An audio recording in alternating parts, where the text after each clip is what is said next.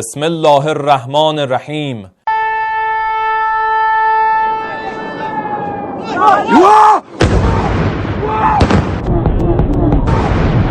Dunyo siyosatini biz bilan faol kuzatib borayotgan tomoshabinlarga assalomu alaykum. Eron-AQSh to'qnashuvi yangi bosqichda. Arofiy sionistlar davri tugaydi dedi. Isroil shaharlari zarba ostida. Dubay vahimada. Eron zarbalari fonida Muhammad bin Rashid Al Maktum davrining eng og'ir kechasi. AQSh amerikaliklarning o'limi uchun qasos oladi. Tramp. Dushmanlarni umidsizlikka tushiramiz. Pezeshkion xalqqa murojaat qildi. Britaniya Eronga qarshi strategik front ochdimi? Starmerning eng keskin bayonoti. Eron, AQSh va Isroil urushi ochiq harbiy to'qnashuv bosqichiga kirib, mojaro endi nazorat qilinadigan eskalatsiya chegarasidan chiqib ketdi. Bir necha soat ichida sodir bo'lgan voqealar front chizig'i kengayib, raketa, dron va ballistik zarbalar bir vaqtning o'zida bir nechta davlat hududida amalga oshirilayotganini ko'rsatdi. Harbiy signal aniq, tomonlar ortga qaytish emas, balki bosimni maksimal darajaga yetkazish yo'lini tanlamoqda. Eron diniy doiralari ham bevosita urush ritorikasiga qo'shildi. Oyatulloh Ali Rizo Arofiy ijtimoiy tarmoqlarda joylashtirilgan video murojaatida Isroilga tungi zarba berilishiga ochiq ishora qildi. Oradan ko'p o'tmay uning tahdid amaliy harakatlarga aylandi. Eron Isroil hududiga qarata kamida 37 ta raketa uchirdi. Zarbalarning eng og'iri Quddus yaqinidagi Bayt Shemesh shahriga to'g'ri keldi. Ballistik raketalar turar joy hududlariga urilib, binolar vayron bo'ldi. Boshpanalardan biri to'g'ridan-to'g'ri zarba ostida qoldi. So'nggi ma'lumotlar ko'ra undan ortiq odam jarohat olgan. Shahar infratuzilmasi jiddiy zarar ko'rgan. Quddus atrofida portlashlar ketma-ketligi Isroil havo mudofaasi tizimlari maksimal rejimda ishlayotganini ko'rsatadi. Eron zarbalari faqat Isroil bilan cheklanib qolmadi. Hayfa port shahri nishonga olindi. Oradan bir necha daqiqa o'tib, Tel Aviv yana raketa hujumiga uchradi. Shahar osmonida tutib qoluvchi raketalar portlashi, sirenalar va ketma-ket zarbalar urushning intensiv fazaga o'tganini tasdiqladi. Zarbalardan keyingi Quddus manzarasi vayron bo'lgan uylar, yonayotgan avtomobillar va favqulodda xizmatlarning uzluksiz harakati bilan tavsiflanmoqda. Tehron harbiy rahbariyati ham ortga chekinish niyati yo'qligini ochiq bildirdi. Eron qurolli kuchlarining eng yuqori operativ shtabi mamlakat hech qachon Amerika bosim oldida tiz cho'kmasligini e'lon qildi. Bu bayonot urush endi mudofaa operatsiyasi emas, balki strategik qarshilik doktrinasi asosida olib borilayotganini anglatadi. Shu bilan birga mojaro yana bir frontga kengaydi. Eron dronlari Iroqning Erbil shahrida joylashgan AQSh harbiy bazasidagi o'q-dorilar omboriga kelib tushdi. Kuchli ikkilamchi portlashlar va yirik yong'in kuzatilgani haqida xabar berildi. Bu hujum AQSh harbiy infratuzilmasiga to'g'ridan-to'g'ri zarba sifatida baholanmoqda va Washingtonning javob operatsiyalari ehtimolini keskin oshirdi. Dengiz frontida ham vaziyat keskinlashdi. Ummon ko'rfazida harakatlanayotgan Slide neft tankerida Eron hujumi ortidan yong'in yuzaga kelgani ma'lum qilindi.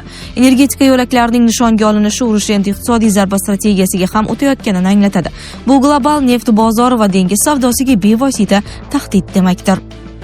Eron Milliy xavfsizlik kengashi kotibi Ali Larijoni mintaqa davlatlariga murojaat qilib, zarbalar sababi haqida izoh berdi. Uning so'zlariga ko'ra, Eron boshqa davlatlarga qarshi urush boshlamoqchi emas, biroq AQSh kuchlari joylashgan har qanday baza avtomatik ravishda nishonga aylanadi.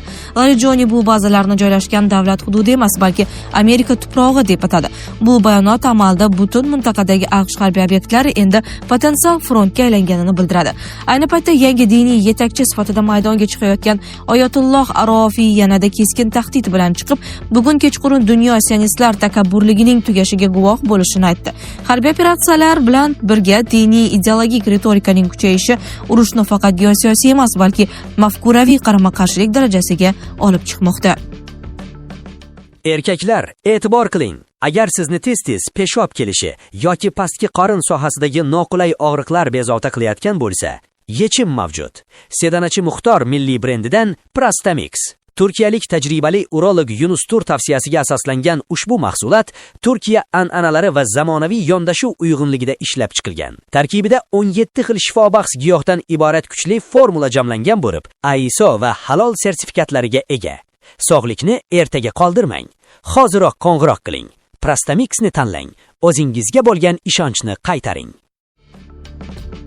Dubay vahimada. Eron zarbalari fonida Muhammad bin Rashid Al Maktum davrining eng og'ir kechasi. Dubayda vaziyat keskin o'zgardi. Ijtimoiy tarmoqlarda tarqalgan videolarda oziq-ovqat do'konlari javonlari bo'shab borayotgani, odamlar zarur mahsulotlarni ommaviy ravishda sotib olayotgani aks etmoqda. Xaridorlar tanqislik sababi aniq emasligini aytmoqda. Ayrimlar bunga Ramazon kunlari, boshqalar esa davom etayotgan otishmalar va xavfsizlik xavotirlari sabab bo'layotganini taxmin qilmoqda. Ammo bir narsa aniq, aholi urush uzoq davom etishi mumkin degan qo'rquv bilan zaxira to'play boshlagan. Shahar xavfsizlik rejimiga o'tdi. Mahalliy tashkilotlarga, xodimlarga vaqtinchalik ta'til berish, imkon qadar ochiq joylarda harakatlanmaslik tavsiya etildi. Norasmiy ma'lumotlarga ko'ra, ayrim mehmonxonalarda turistlar xavfsizlik sabab boshqa hududlarga ko'chirila boshlagan. Bir necha yil davomida dunyoning eng xavfsiz metropollaridan biri sifatida tanilgan Dubay endi urush xavfini real his qilayotgan shaharga aylandi. Telegram asoschisi Durov ham vaziyat haqida fikr bildirib, statistik jihatdan Dubay hali ham Yevropaning ko'plab yirik shaharlariga qaraganda xavfsizroq ekanini aytdi. Biroq uning bu bayonoti ham yangi haqiqatni yashira olmadi. Raketa va dronlar tahdidi ostida qolgan shahar endi mutlaq xavfsizlik ramzi bo'lib qolmayapti.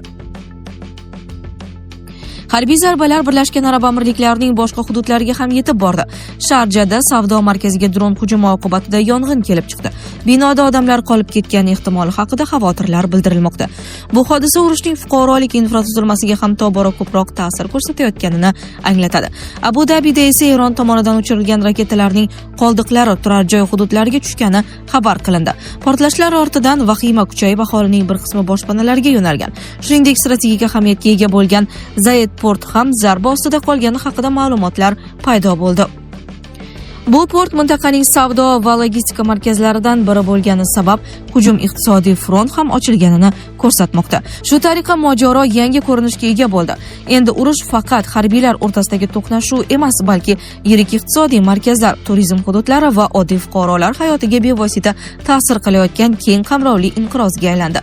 Fors ko'rfazi osmonida uchayotgan dronlar va tutib qoluvchi raketalar global savdo yo'llari, energetika xavfsizligi va xalqaro iqtisodiy tizimni xavf ostiga qo'ymoqda. Bugungi voqealar shuni ko'rsatadiki, Yaqin Sharqdagi urush geografik jihatdan kengayishda davom etmoqda. Kecha front chizig'i faqat bir necha davlat bilan chegaralangan bo'lsa, bugun u butun mintaqani qamrab olmoqda. Eng xavotirli tomoni esa mojaro hali eng yuqori nuqtasiga yetgani yo'qdek ko'rinmoqda. Har bir yangi zarba, har bir evakuatsiya va har bir bo'shab borayotgan do'kon javoni urush endi odamlarning kundalik hayotiga to'liq kirib kelganini anglatmoqda. AQSh amerikaliklarning o'limi uchun qasos oladi. Tramp. AQSh prezidenti Donald Tramp amerikalik harbiylarning halok bo'lishidan so'ng Oq uyda keskin murojaat bilan chiqib, Qo'shma Shtatlar o'z fuqarolarining o'limini javobsiz qoldirmasligini ma'lum qildi. Uning bayonotiga ko'ra, AQSh va ittifoqchi davlatlar Epic g'azab deb nomlangan keng ko'lamli harbiy operatsiyani boshlagan bo'lib, u zamonaviy harbiy tarixdagi eng kuchli zarbalardan biri sifatida baholanmoqda. Operatsiya doirasida yuzlab strategik nishonlar, jumladan Eronning havo hujumidan mudofaa tizimlari, dengizdagi 9 ta harbiy kema hamda Islom inqilobi qo'riqchilari korpusi bilan bog'liq obyektlarga yuqori aniqlikdagi zarbalar berilgani ta'kidlandi. Prezidentning so'zlariga ko'ra, bu operatsiya yakuniy maqsadlar to'liq bajarilmaguncha davom etadi va AQSh harbiy kuchlari zarbalarni kengaytirishga tayyor turibdi. Avvalroq Pentagon 3 nafar amerikalik askarning halok bo'lganini tasdiqlagan edi. Tramp ular vatan uchun jon bergan haqiqiy qahramonlar ekanini aytib, ehtimoliy yangi yo'qotishlar xavfi mavjud bo'lsa-da, harbiylar buni minimallashtirish uchun barcha choralarni ko'rayotganini bildirdi hamda ularning qoni albatta javobsiz qolmasligini urg'uladi. Murojaatda Eronning yadroviy qurolga ega bo'lishi ehtimoli AQSh milliy xavfsizligi uchun bevosita tahdid sifatida ko'rsatildi va Washington bunga hech qachon yo'l qo'ymasligini qat'iy ta'kidladi.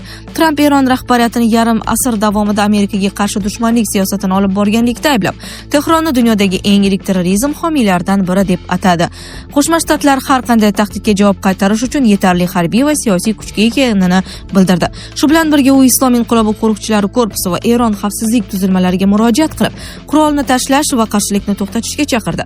Aks holda ularga nisbatan yanada og'ir zarbalar berilishi va bu jarayon halokatli oqibatlarga olib kelishi mumkinligi haqida ogohlantirdi.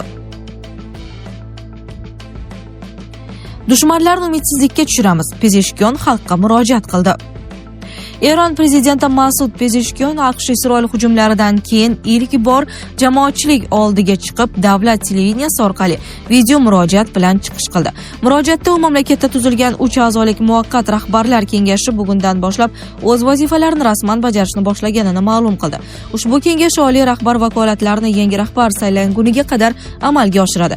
Pezeshkian o'z chiqishida Eron armiyasi AQSh va Isroil tomonidan amalga oshirilgan hujumlarga javob qaytarishda davom etishini ta'kidladi. U mamlakat xavfsizligi va suverenitetini himoya qilish davlatning ustuvor vazifasi ekanini qayd etdi. Ma'lumotlarga ko'ra, oliy rahbar Ali Xamenei Isroil AQSh hujumida nishonga olinganidan keyin mamlakat konstitutsiyasiga muvofiq 3 nafardan iborat muvaqqat rahbariyat kengashi shakllantirilgan. Kengash davlat rahbarining asosiy vakolatlarini vaqtincha bajaradi. Eronning yangi oliy rahbarini esa 88 nafar diniy ulamodan iborat ekspertlar assembleyasi saylaydi. Mazkur organ mamlakatda oliy rahbarni tayinlash va uning faoliyati ustidan nazorat qilish vakolatiga ega. Britaniya Eronga qarshi strategik front ochdimi? Starmerning eng keskin bayonoti. Britaniya bosh vaziri Keir Starmer yaqin sharqda keskinlashib borayotgan vaziyat fonida urushni to'xtatishning eng muhim sharti sifatida Eronning raketa salohiyatini cheklash zarurligini ta'kidladi. Uning so'zlariga ko'ra, mintaqadagi zo'ravonliklarning asosiy sababi aynan uzoq masofali raketalar orqali amalga oshirilayotgan zarbalar bo'lib, ular nafaqat harbiy infratuzilmalarga, balki tinch aholiga ham tahdid tug'dirmoqda. Starmer AQSh tomonidan Britaniya harbiy bazalaridan faqat cheklangan va mudofaa xarakteridagi operatsiyalar uchun foydalanish bo'yicha rasmiy murojaat kelib tushganini ma'lum qilib, London bu talabni xalqaro xavfsizlik nuqtai nazaridan qabul qilganini bildirdi. Britaniya hukumatı qarorini izohlar ekan, bosh vazir Eron tomonidan mintaqa bo'ylab amalga oshirilayotgan raketa uchirishlari keskin eskalatsiya xavfini kuchaytirayotganini, begunoh odamlarning halok bo'lishiga sabab bo'layotganini va mojaro geografiyasini kengaytirish mumkinligini qayd etdi. Uning ta'kidlashicha, Londonning asosiy maqsadi harbiy qarama-qarshilikni kengaytirish emas, balki urushga bevosita aloqasi bo'lmagan davlatlarning mojaroga tortilib ketishining oldini olishdir. Shu sababli Britaniya AQSh bilan hamkorlikda faqat mudofaa va tahdidlarni kamaytirishga qaratilgan choralarni qo'llab-quvvatlamoqda. Sizlarga yetkazmoqchi bo'lganlarimiz shulardan iborat edi. Dunyo yangiliklaridan uzoqlashmang.